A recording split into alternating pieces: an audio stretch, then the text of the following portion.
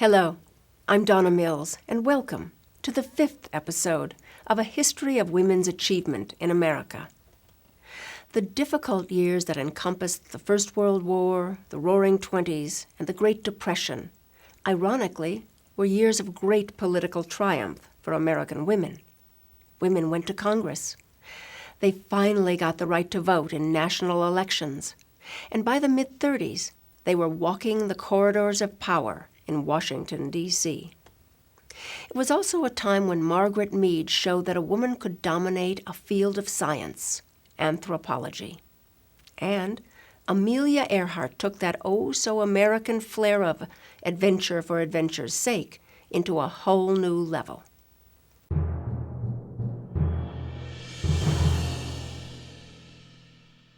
Between the wars, American women began to transform themselves. From the writing of the Constitution, American women had been cut off from exercising political power. That finally changed when Janette Ranken was elected to Congress, oddly, 4 years before the 19th Amendment gave women the right to vote.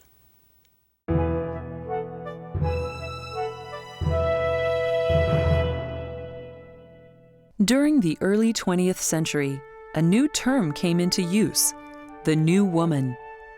It signified young women going to school, working both in blue and white-collar jobs, and living by themselves in apartments. These new women were on the move, becoming doctors, lawyers, professors, writers, actresses, and entrepreneurs. Still, there was one area left for them to conquer. Only it wasn't something they could attend a university for, or build a parallel institution, as with starting a newspaper. That last area? Government, federal and state. Here, women would have to earn entrance, just like everyone else, through election. Thanks to the extraordinary abilities of a woman from Montana, women would earn that privilege, remarkably, 4 years before they gained the right to vote. In 1916, Janette Ranken became the first woman elected to Congress. Janette Ranken was born in Missoula, Montana on June 11, 1880. She graduated from Montana University in 1902.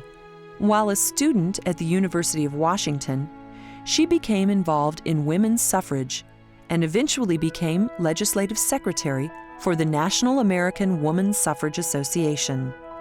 Then in 1916, Ranken took another approach to achieving the vote. She ran for Congress as a member of the Republican Party from Montana. She campaigned for universal suffrage, prohibition, child welfare reform, an end to child labor, and staying out of the First World War. And remarkably, she won. 3 years before she could vote in a general election, she was the first woman to cast her vote in the House of Representatives. Almost immediately, her views were controversial. A pacifist, Ranken was one of the 49 members of Congress to vote against war with Germany. Ranken's foray into politics paved the way for many women who have gone on to serve in the U.S. Congress, in state houses, as governors, and as mayors of America's largest cities. Hattie Caraway of Arkansas was the first woman elected to the United States Senate in 1933. In 1968, Shirley Chisholm campaigned for New York's 12th Congressional District and won, becoming the first African-American woman elected to Congress. She remarked, "Women in this country must become revolutionaries. We must refuse to accept the old, the traditional roles and stereotypes." In 1974, Ella T. Grosso of Connecticut became the first woman to be elected a governor. By 1979, 2 major cities were headed by women: Chicago, by Jane Byrne, and San Francisco, by Dianne Feinstein, who went on to become a senator from California.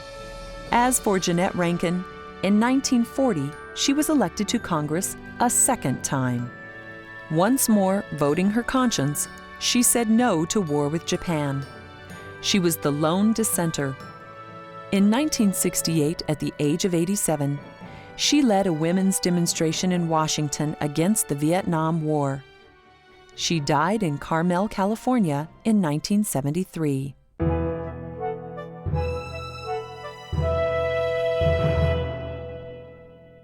The Words Are Old, drafted 42 years earlier.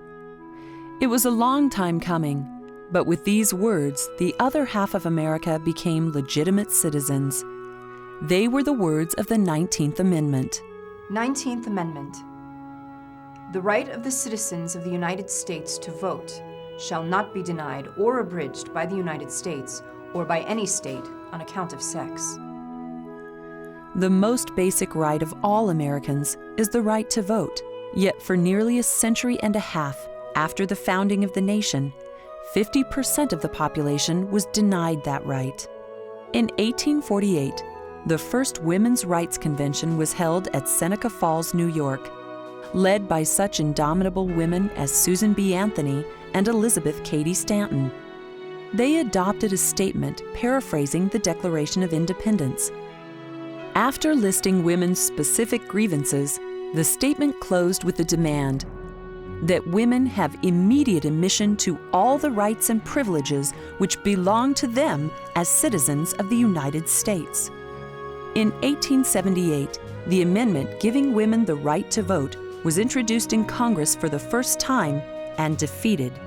From then on, tactics became more militant, and suffragettes organized parades, silent vigils, hunger strikes, and in some cases, violence. Women often encountered fierce resistance as opponents heckled, jailed, and sometimes physically abused them. On June 4, 1919, Congress passed the 19th Amendment. With its confirmation, women went through a psychological transformation of empowerment. A second women's rights movement began in the 60s. Women demanded equality in education and in the business world. They demanded parity in athletics, and in 1972, Title IX was passed, providing that women's athletic teams in universities and colleges receiving federal money must have facilities and scholarships commensurate with men's teams. By the end of the 20th century, women achieved breakthroughs in high-profile positions such as authors, tennis players, legislators, and Supreme Court justices. The work started 155 years ago in upstate New York is yet to be completed. Edith Wharton took the next step in American women's literature. Her fiction critiqued repressive social strictures for independent women in upper-class society.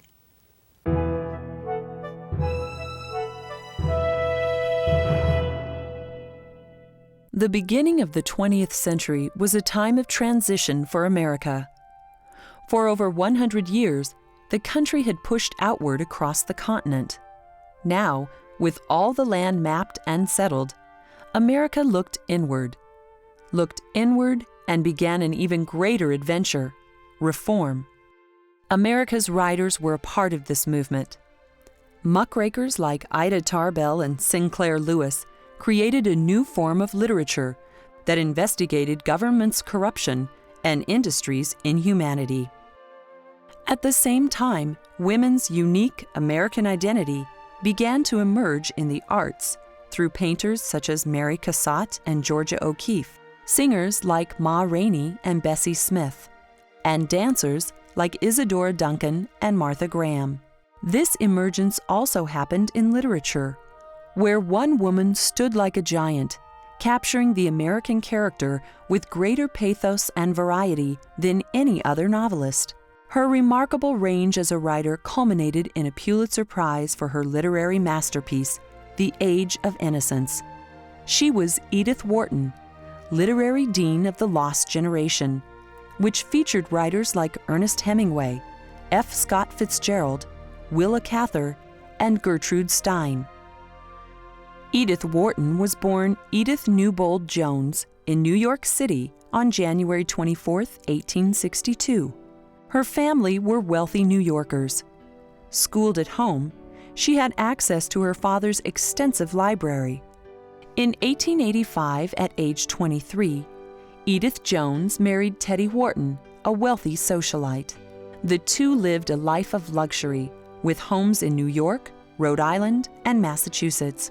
In 1897, Wharton published her first novel, The Decoration of Houses, which savaged America's wealthy class through their gaudy and overdressed homes. After that, she averaged nearly a novel a year until her death in 1937. Wharton's marriage to Teddy was ill-fated from the start. He shared none of her artistic or intellectual pursuits. In fact, her failing marriage would form one of the core themes of her writing. Other themes would be the wealthy class of America's Gilded Age, marriages of convenience, and romantic love. In 1908, at age 46, Wharton herself discovered passionate love with Morton Fullerton, a journalist friend of Henry James. Wharton divorced her husband 4 years later and settled permanently in Paris, a city she loved. Living on the income from her novels, Wharton founded one of the more dynamic literary salons, attracting American expatriates such as F. Scott Fitzgerald and Ernest Hemingway, and even an ex-president, Teddy Roosevelt. In 1920, Wharton became the first woman to win the Pulitzer Prize for fiction with her masterpiece, The Age of Innocence. Set in New York's Gilded Age in the 1870s, the novel captures the struggle for love and independence within America's wealthiest class through the characters Newland Archer and the Countess Ellen Olenska. Wharton continued to live in Paris until her death from a stroke in 1937. Margaret Mead is a female icon. She redefined how anthropology was done. In the process, we all came to a greater understanding of the community of human beings.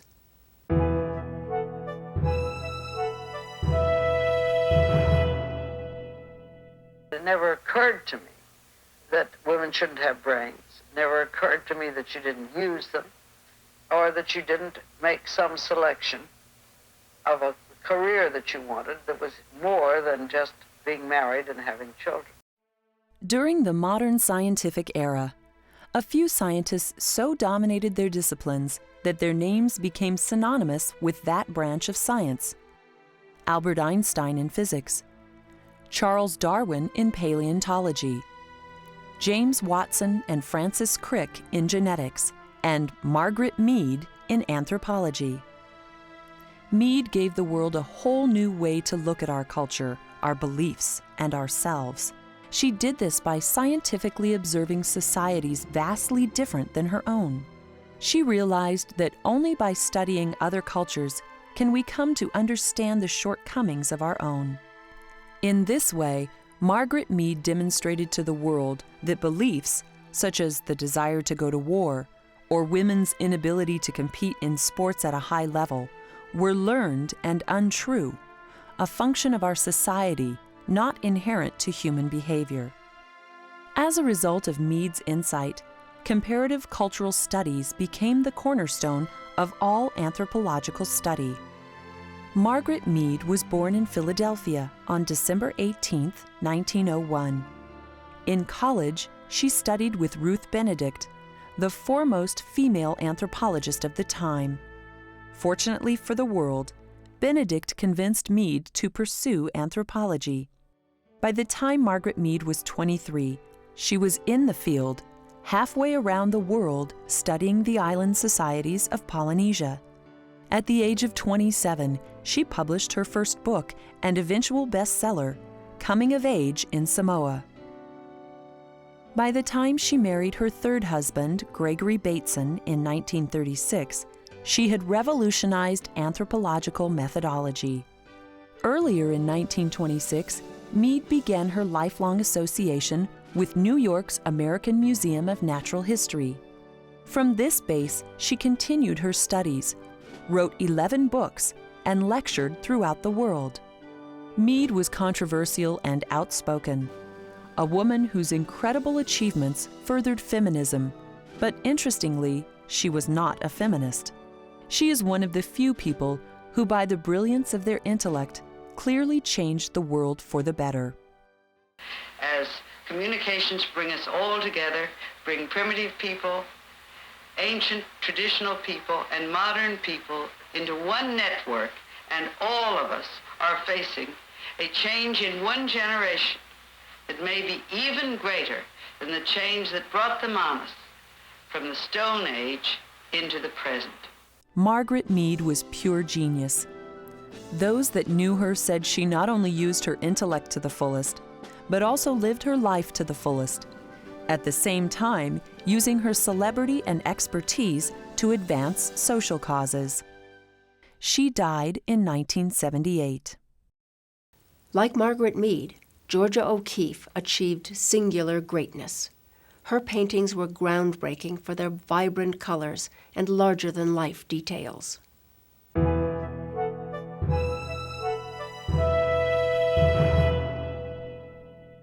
At the opening of the 20th century, most American painting reflected the strict realism that had been perfected the century before.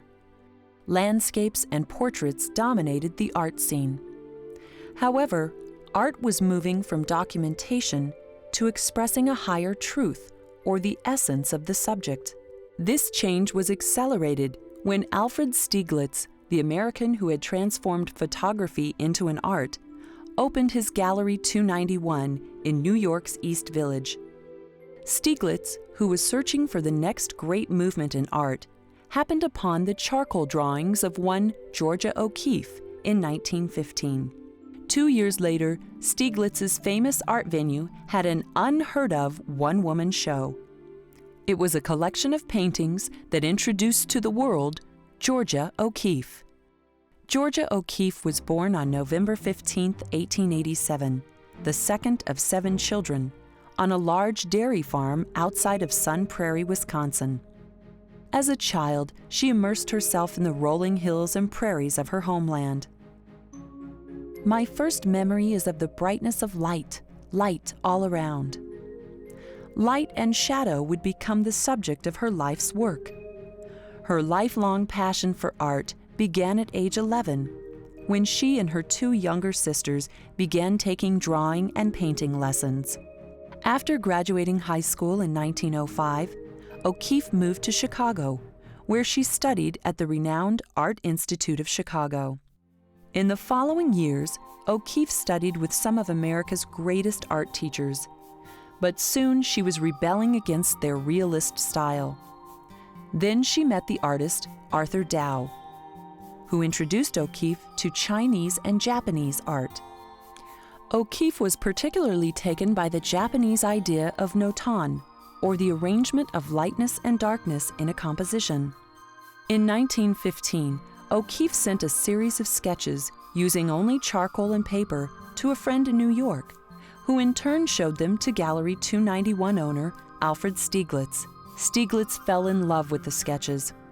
They heralded the new abstract movement in American art. He displayed 10 of them alongside works by other abstract artists, Pablo Picasso, George Braque, and Paul Strand.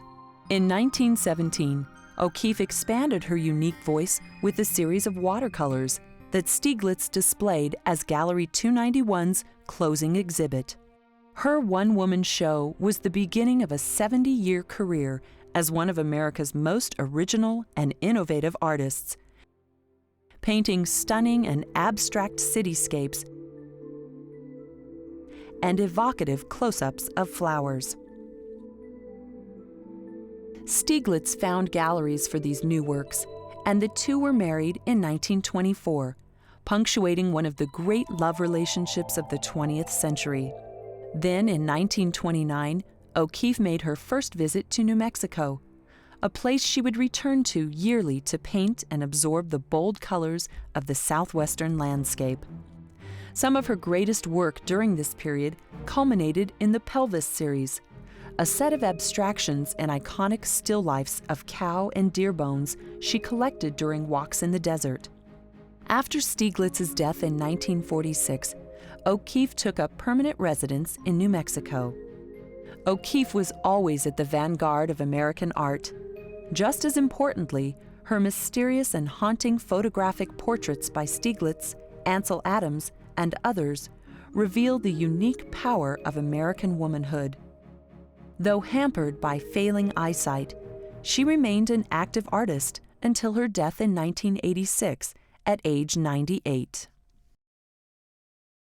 Amelia Earhart is perhaps the most beloved American woman of the 20th century, a role model for all succeeding generations of American girls.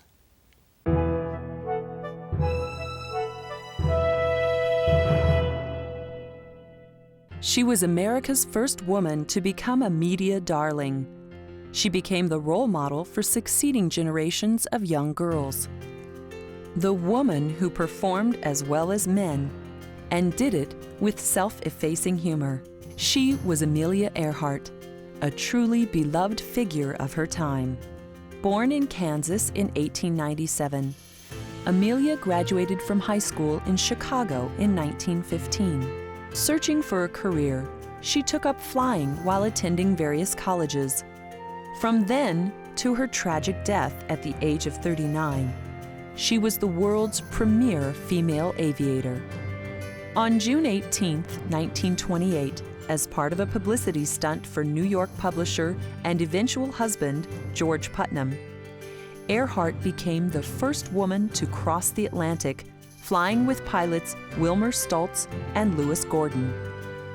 She got the nod because she had a strong resemblance to Charles Lindbergh.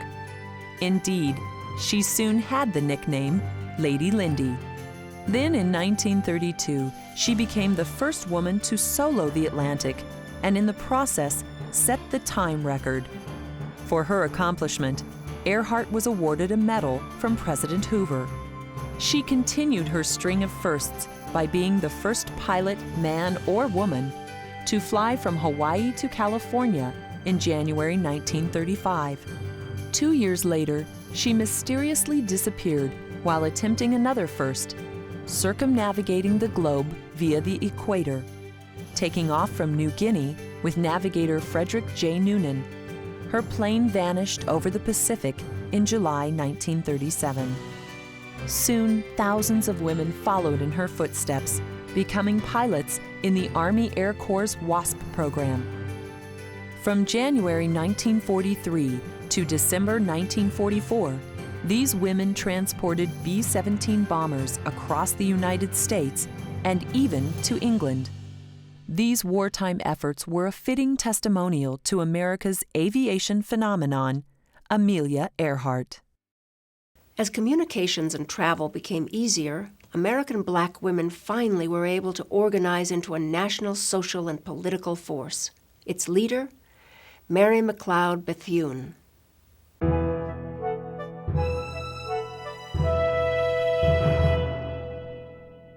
Had there been an award for the American woman of the 20th century, it certainly would have come down to Mary McLeod Bethune and Eleanor Roosevelt. When the votes were cast and counted, Bethune would have been a clear winner for her accomplishments and the advancements she made for black education and equality. Born in South Carolina, in this house in 1875, Bethune combined intellectual brilliance with an indomitable spirit of selflessness. As a child working the cotton fields, she dreamed of becoming a missionary in Africa, but it was not to be. Instead, she became a wife, mother, and, foremost, a teacher. Then in the 1920s, a transformation took place. She had a larger vision of her life's work. She expressed her vision in a letter to President Roosevelt, suggesting a comprehensive program for the full integration of blacks into the benefits and the responsibilities of American democracy. Bethune went on to create that opportunity. In 1935, she established the National Council of Negro Women, an organization to rally black women into one powerful effort to end discrimination, support education, and generally lift up blacks throughout the United States. Her political and social activism brought her into contact with high-level government officials, particularly the Roosevelts. For 65 years, the federal government had shown scant concern for its minority citizens. In a pivotal moment in U.S. history, Mary McLeod Bethune began a campaign to change this policy. In the early days, before America's involvement in World War II, the NCNW allied itself with the NAACP and the National Urban League, threatening a march on Washington, D.C., unless Roosevelt acted to end discrimination in defense industries. Dismayed over the thought of a massive march by blacks in the nation's capital, with his so-called Black Cabinet that included Bethune, FDR agreed to end discrimination. On June 25, 1941, he issued Executive Order 8802, and the march was canceled. From then on, a non-discrimination clause was placed in all defense contracts, and a Committee of Fair Employment Practices was established to investigate all violations. This momentous event was the beginning of the federal government's involvement in guaranteeing equality for blacks and minorities. It was the cornerstone on which all black political and legal gains of the second half of the 20th century would be built. This was just one of Bethune's many accomplishments. Mary McLoud Bethune is an extremely important transitional figure between Booker T. Washington and W.B. Du Bois. Like Booker T. Washington, she emphasized self-help, and as an educator, she for 40 years educated generations of African-American female leaders. But like Du Bois, she believed in organizing, and she used her leadership in black women's organizations as a political foundation. And so, because she was this leader who believed in black female leadership, she's certainly one of the most important women, not simply one of the most important African-American women in the 20th century. Bethune died on May 18, 1955, near the Bethune-Cookman College, which she founded in 1923, one of the many living testaments to America's woman of the 20th century. In the 6th episode of A History of Women's Achievement in America, many of the old beliefs centered around what women could and could not do, achieve and not achieve. These beliefs were finally pushed aside. It was a time of great empowerment for the American woman. Thanks for watching. I'm Donna Mills.